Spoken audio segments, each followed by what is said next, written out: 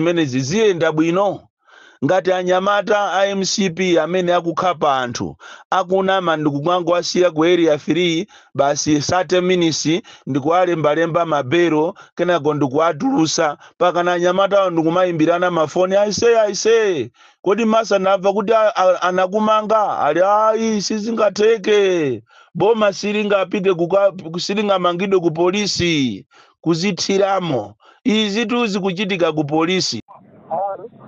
Samuel. Zabilo. Yes. Meta bana kuti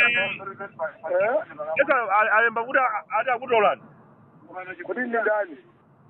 Walemba ndani kuti zimene? Ndani? Pule ine. Dilaya. Oh. Ribata mapelo abasi. Yaja ni kani yake? Yakubanya ya David jana. Yaja? Yabanya menti ya David ya magali moroiza. Ya magaza ngamatenge bomba mali sunga. Muhuza ni damwe. Anajibala wewe. Zapopo. Wanu bamu. Kala kuti kali nzulo? Lero ni mama umwe.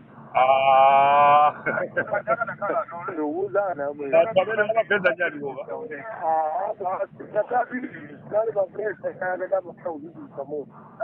Okay, po.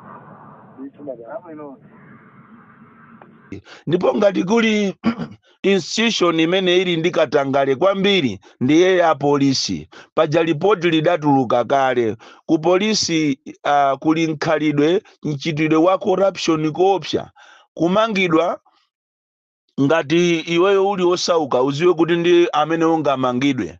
Munthu amene ali olemera samamangidwa, amangoyitanidwa ndikupasidwa ka statement kumpanga caution kenako ndikumpasa bero nthawi yomweyo. Kaye ukakhala kuti uli connected ndi andale iyi ndesizimavuta ndi ku polisi ya Malawi. Ungokhala kuti iweyo uli connected ndi andale ndi kuti iwe sunga kaone musero koma